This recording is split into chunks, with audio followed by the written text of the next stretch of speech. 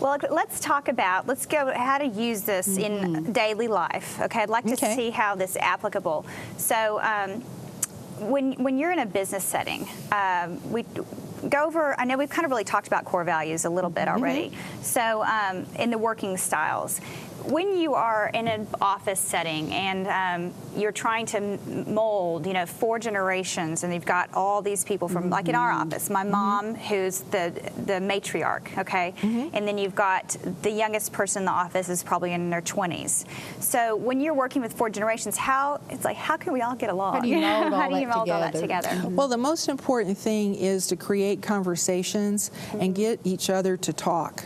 And one of the things is defining the 4 generations for people and having, I wouldn't say panel discussions, but when you have workshops or training, start incorporating that knowledge so that they have an awareness that it isn't, oh, I don't like that person. Sometimes people don't understand why they are avoiding other people. They just don't know how to create a conversation. Like with younger people, I found that if I am standing in line at the grocery store or getting a Starbucks coffee, I'll say, what kind of apps do you have on your cell phone? And they'll always tell me. I mean, that always gets a Gen Y to talk because they sleep with their cell phones. So it's really, they're going to have it on them, and they're going to have a cell phone app I've never heard of, and I'm going to really be interested.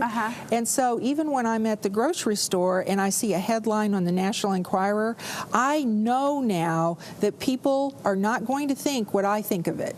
And so I always say, what do you think? And I'll read that title to them or whatever it is I'm looking at, and I'm really interested.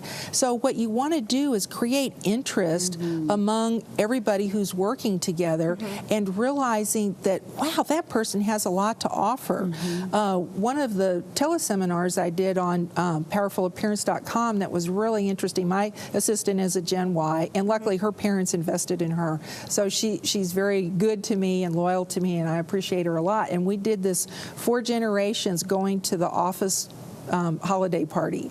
And one of the things you have to realize is that the traditionalists may want to tell a lot of stories, and they're going to probably talk about events that have happened that a younger person wasn't even born when it happened, but they need to be interested because a traditionalist has a huge network of friends that have, over time, they have built up, and you want to get to know those people that they've come to know because a lot of major companies have started to go out and find those people who have retired and bring them back in. They give them flex time. If they don't have Alzheimer's and they still want to work, then they're bringing them back because there was a brain drain that happened when so many of the traditionalists retired.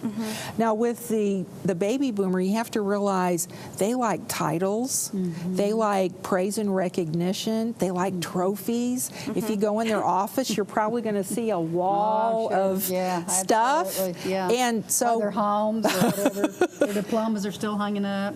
Yeah, they've worked very hard. This is usually a generation that went from being hippies and carefree to being yuppies and really working hard to being workaholics and surpassing what they even knew they were capable of. And so this workaholic generation, they're kind of tired. Now they're scrunched for time. They're dedicated to their jobs still because it's important to them, but they're probably taking care of older parents, and maybe they've got grandkids living with them, or maybe their children have moved back home. That's one of the things with the younger generations is Gen Y is known for quitting jobs that they just go, well, I'm not having any fun, I'm quitting. Well, one of the reasons they're able to do that, they're still living at home. So when I was in my 20s, all my friends had left home. Nobody ever moved back, and you certainly wouldn't quit a job on a whim because you didn't like something, because you had to pay the rent. And especially if you had kids or even your pets, you weren't going to do that to them. So so the baby boomer generation, if you want to get their attention, give them an award. Give them praise and recognition if they're being unresponsive, because usually they've got a lot of time commitments. That's the thing that's pulling on them. They feel that lack of time.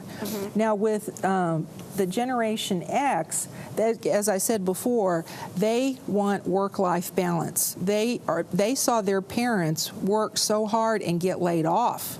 So that's one of the reasons they started getting testy about saying, oh, I don't want to be a company man like my mom and dad were, because they got let go, or maybe their grandparents did. And so that, to them, titles mean nothing. And so they put it in. I know people who say, I don't Facebook on the weekends or when my kids are home at night, because that's so important to me. That's such a precious amount of time. And then with Gen Y, the fun thing with them is they want to try everything and do everything. And just like when we were young, we believe we can do it, and we're not afraid of anything. And so we have they have all these technological advances that have given them access to things we don't even understand.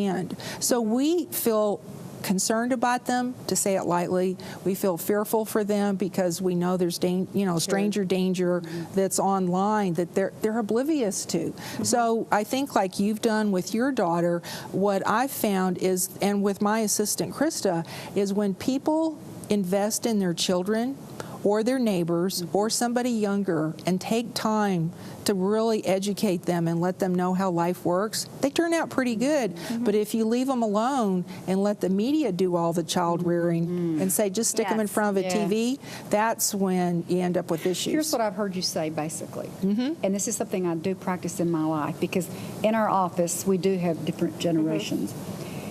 I go to each person, and I mean this very sincerely, I try to find out about that person. I get that person to talk about themselves, like whether it be like a Stephanie, who's the Generation Y, whether it be whoever that is. And I mean, I'm not doing that. I'm really interested. Like, I'll go and say, okay, Stephanie, who'd you have a date with last night? Well, tell me about what's going on. And I think if you do that and you show an interest in people, and you really do care, and they know if you care, then that's what really melds us all together and makes all these generations really work. Do you believe that? I believe that too. Well, Mom, with that, we're going to come right back with a few more minutes of Linda Thomas on Daily Talk.